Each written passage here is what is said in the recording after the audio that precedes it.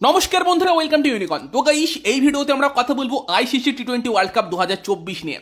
তো সেখানে south Africa কিন্তু কোয়ালিফাই করে গেল আইসিসি টি-20 ওয়ার্ল্ড কাপের সেমিফাইনালের জন্য, এবং 2 নম্বর গ্রুপ থেকে কিন্তু বিদায় হলো ওয়েস্ট ইন্ডিজের। তো ইংল্যান্ড বড় ব্যবধানে ইউএসএকে হারিয়ে কিন্তু 4 পয়েন্ট নিয়ে আগেই কোয়ালিফাই করে গেছিল কালকে রাত্রেই, এবং আজকের অ্যাকচুয়ালি সাউথ আফ্রিকা বনাম ওয়েস্ট ইন্ডিজ ম্যাচটা কিন্তু ছিল হচ্ছে ডু অর ডাই। ব্যাপারটা কি হয়েছিল যে ওয়েস্ট ইন্ডিজ ইংল্যান্ড তারা কিন্তু একদম ইউএসএকে খুব বড় ব্যবধানে হারিয়েছিল, বাট আফ্রিকা একটু ক্লোজ ম্যাচ খেলেছিল, ফলে আফ্রিকা সব ম্যাচ জিতে এলেও গ্রুপের আগের দুটো ম্যাচে দুটোই জিতেছিল, ইংল্যান্ডকেও হারিয়েছিল, ইউএসএকেও হারিয়েছিল, তারপরেও কিন্তু আজকের ম্যাচটা জিততেই হতো। আজকে ওয়েস্ট ইন্ডিজ এই ম্যাচটা জিতলে কিন্তু ওয়েস্ট ইন্ডিজ কোয়ালিফাই করতো, আফ্রিকা ছিটকে যেত, সেই জায়গাতে ইকুয়েশন ছিল, এবং সেখানে কিন্তু সাউথ আফ্রিকা সেই কাজটা করে এখনো পর্যন্ত 7টা ম্যাচের 7টাই জিতে কিন্তু সেমিফাইনালে কোয়ালিফাই করলো। যদিও জেতা ম্যাচ কিভাবে কঠিন করতে হয় সেটা আফ্রিকার থেকে আজকে আমরা আবারও দেখলাম। সাউথ আফ্রিকাকে নিয়ে এই কথাটা হয় যখনই গুরুত্বপূর্ণ ম্যাচে যায় চোখ করে যায়, মানে গুরুত্বপূর্ণ ম্যাচে গিয়ে নিজেদের নার্ভ ঠিক রাখতে পারে না, সেখানে গিয়ে হেরে যায়। সেরকমই একটা ব্যাপার কিন্তু আজকেও করে ফেলছিল, যেখানে একটা সময় আমার এক্স্যাক্ট ইকুয়েশনটা মনে নেই, 10 ওভারে 50 রান দরকার ছিল, সেখানে হঠাৎ করে ডেভিড মিলারের কি মনে হলো, সে ভাবলো আমি টেস্ট খেলবো, 14 বলে মাত্র 4 রান করে, এবং দেন সেখান থেকে কিন্তু ভালো রকম চাপে পড়ে গিয়েছিল সাউথ আফ্রিকা।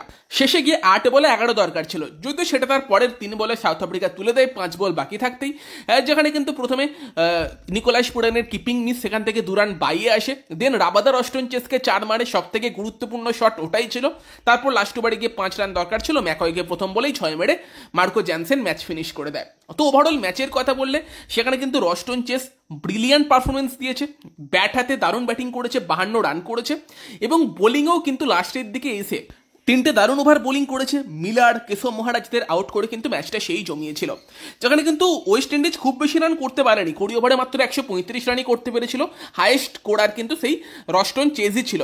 রাসেল নবলও 15 রান করে রান আউট হয়ে যায়। দেন ওয়েস্ট ইন্ডিজ বল করতে আসে, এবং সেখানে কিন্তু আন্দ্রে রাসেলের বোলিং ব্রিলিয়ান্ট হয়েছে এই টুর্নামেন্টে, এবং সেখানে কিন্তু রাসেলের প্রথম ওভারে 2টো উইকেট নেয়, যেটা ওয়েস্ট ইন্ডিজের বোলিংয়ের সেকেন্ড ওভার ছিল।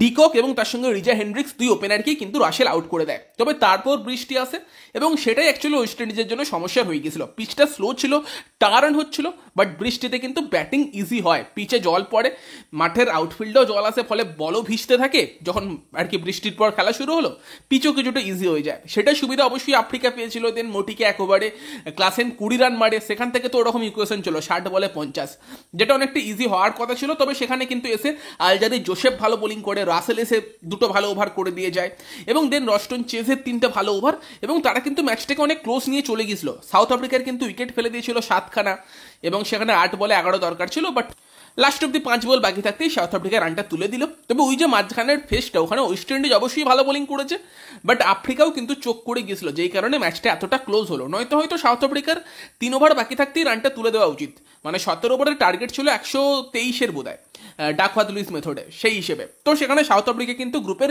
1 নম্বর টিম হিসেবে কোয়ালিফাই করলো, এবং এই গ্রুপ থেকে কিন্তু 2 নম্বর টিম হিসেবে ইংল্যান্ড কোয়ালিফাই করলো। তো এবার সেমিফাইনাল কাদের কাদের মধ্যে হবে, তো সেখানে সব থেকে বেশি পসিবিলিটি যেটার সেটার হচ্ছে ইন্ডিয়া বনাম ইংল্যান্ড কিন্তু সেমিফাইনাল হতে পারে। তো যদি আজকে রাত্রের ম্যাচটা যদি ইন্ডিয়া জিতে যায় তাহলে তো ইন্ডিয়া 1 নম্বরে শেষ করবেই, যদি ম্যাচটা বৃষ্টির জন্য ভেস্তে যায় তাহলেও ইন্ডিয়া 1 নম্বরে শেষ করবে, এবং যদি ইন্ডিয়া ক্লোজলি হারে, 30 রানের মধ্যে গিয়ে ম্যাচটা হারে, তাহলেও ইন্ডিয়া 1 নম্বরে শেষ করবে। ফলে ইন্ডিয়া কিন্তু উল্টো দিকের গ্রুপের 2 নম্বর টিমের সঙ্গে খেলবে, যেই টিমটা কিন্তু হচ্ছে ইংল্যান্ড। তো সেখানে ইন্ডিয়া বনাম ইংল্যান্ড ম্যাচ হওয়ার সম্ভাবনা সব থেকে বেশি, যদি ইন্ডিয়া 1-এ শেষ করতে পারে। তবে যদি বড় ব্যবধানে আজকে হেরে যায় সেক্ষেত্রে ইন্ডিয়া 2-এ শেষ করবে, এবং সাউথ আফ্রিকার সঙ্গে খেলতে হবে। তবে ইন্ডিয়ার যে ম্যাচটাই খেলুক না কেন, ইন্ডিয়ার ম্যাচটা কিন্তু ওই তোমার 27 তারিখ সন্ধ্যে 8টা থেকেই হবে। তো সেখানে কিন্তু ইন্ডিয়ার জন্য ওই দিনটাই ঠিক করে রেখেছে যে যাই হোক না কেন ইন্ডিয়া ওই ম্যাচটাই খেলবে, যাতে এখানে 8টার সময় দেখানো যায়, আইসিসি অ্যাডস দেখিয়ে বেশি টাকা কামাতে পারে, সেই জন্য। মানে ইন্ডিয়া 27 তারিখ খেলবে, এটা ঠিকই হয়ে আছে, যাই হোক না কেন। তো সেখানে ইন্ডিয়া বনাম ইংল্যান্ড হবার সম্ভাবনাই বেশি থাকছে, আর উল্টো দিকে সাউথ আফ্রিকার সঙ্গে হয় অস্ট্রেলিয়া নয় আফগানিস্তান, যে কোনো টিমের কিন্তু ম্যাচ হতে পারে। যদি আজকে ম্যাচ না হয় বা ইন্ডিয়া অস্ট্রেলিয়াকে হারিয়ে দেয়, আর কালকে আফগানিস্তান বাংলাদেশকে হারিয়ে দেয়, সেখানে কিন্তু আফগানিস্তানের সঙ্গে সাউথ আফ্রিকার সেমিফাইনাল হতে পারে। তো সব মিলিয়ে কিন্তু একটা ইন্ডিয়ার কাছে সুযোগ থাকছে আজকে, বিশেষ করে 2023 ওয়ার্ল্ড কাপ ফাইনালের বদলা নেবার, এবং সেমিফাইনালে গিয়ে টি-20 ওয়ার্ল্ড কাপ 2022-এর বদলা নেবার। তবে সেইগুলো নিতে পারে কিনা সেটা দেখার সুযোগ তো থাকছে। তো সেখানে তোমাদের মতামত জানিও ওয়েস্ট ইন্ডিজের ছিটকে যাওয়া নিয়ে।